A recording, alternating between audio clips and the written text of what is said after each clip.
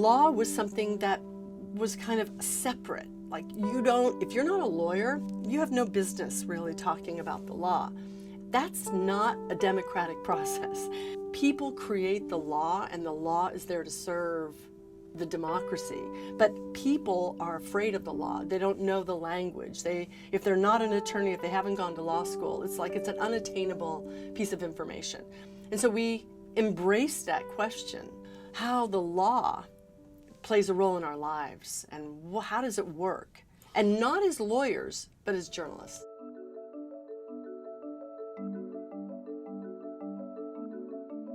We don't just do the stories. We go to legal scholars and we say, now, what do we do with that? How does this work?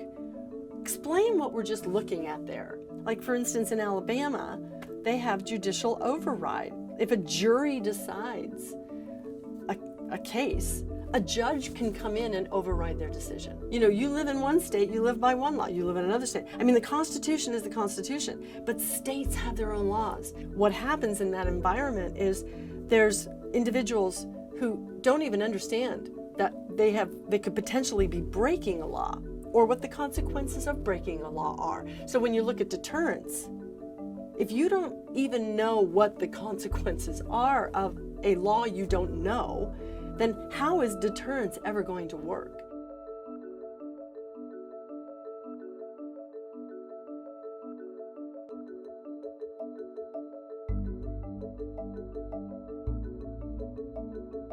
When we hear a story and we know, we've never heard that story. We don't know that voice.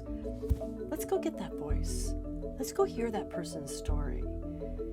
And whether it's a block boss in Brooklyn, or it's a polyamorous family in Chicago, or it's a man living on death row, I guess we're most drawn to the voices we haven't heard, to the voices that need to be shared. Whether you're accused of a crime, whether you're defending someone who's been accused of a crime, or you're prosecuting someone who's been accused of a crime, or you're the person who is the person who oversees the prison.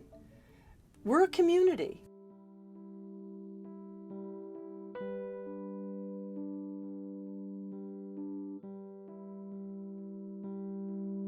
You know, the law is not granite. The law is actually very fungible. It moves and changes and stretches and comes back. And, you know, lawyers cost a lot of money. They're like $350 an hour. But that doesn't mean that they own it.